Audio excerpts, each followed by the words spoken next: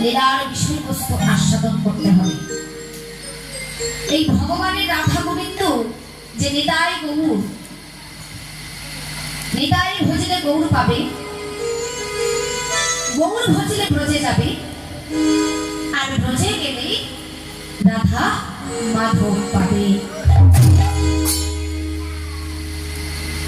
আমরা বাবাদেরকে বলি কতটা আমরা ভাগ্যবান, আর মায়েদেরকে বলি কতটা আমরা ভাগ্যবতী যে আমরা এই ভারতবর্ষের মাটিতে জন্মগ্রহণ করেছি।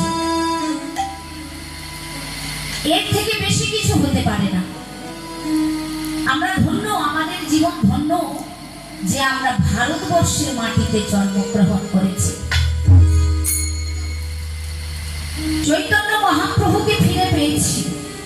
সবার ঘরে ঘরে চৈতন্য মহাপ্রভু আছে, অন্তরে আছে, কিন্তু আমরা কলির মানুষ, সেই গৌর গোবিন্দকে পেয়ে, ভগবানকে পেয়ে আমরা হারিয়ে ফেললাম। কাছে পেয়েও হারিয়ে ফেললাম, তাকে কাছে পেয়েও আমরা চিনতে পারিনি। তাই চিনেছে কারা? ওই বিদেশি যারা, তারা সমস্ত পরিবার পরিজন আত্মীয় স্বজন ছেড়ে সকল সংসার নিয়ে এসে পড়ে আছে ওই মায়াপুর মহাপ্রভুর চরণে। সবকিছু ছেড়ে দিয়ে এসে মা পড়ে আছে প্রভুর চরণে। তাহলে আমরা পাগল কাকে বলবো? পাগলকে যারা সবকিছু ছেড়ে দিয়ে প্রভুর চরণে পড়ে আছে তারা পাগল, নাকি আমরা পাগল? মহাপ্রভু চৈতন্য মহাপ্রভু বললেন, ধন্য ধন্য কলিযুগ শ্রী চৈতন্য মহাপ্রভু। ধন্য কলিযুগ, কলিযুগে অবতীর্ণ হয়েছেন গৌরাঙ্গ সুন্দর। চারিটি যুগ, সত্য, ত্রেতা, দ্বাপর, কলি। তাহলে সত্য যুগের অবতার কি?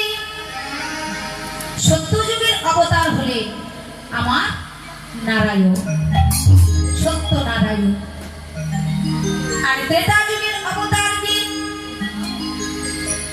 ত্রেতা যুগের অবতার হলেন প্রভু রামচন্দ্র। আর তারপরে আমরা সবাই জানি কে অবতীর্ণ হয়েছিলেন। একটু বাহু তোলেন তো, তারপরে কে অবতীর্ণ হয়েছিলেন? হ্যাঁ, ভগবান শ্রীকৃষ্ণ, তাই না? তাহলে পিতার নাম ছিল বসুদেব আর মাতার নাম ছিল দেবকী। তাহলে লালিত পালিত হয়েছিল কোথায়? গোকুলে, নন্দ ও যশোমতীর ঘরে। তাহলে ভগবান কৃষ্ণচন্দ্র দ্বাপর যুগে অবতীর্ণ হয়েছিলেন। সত্য, ত্রেতা, দ্বাপর। আর কলিতে, কলিতে অবতীর্ণ হলে আমার গৌরাঙ্গ সুন্দর।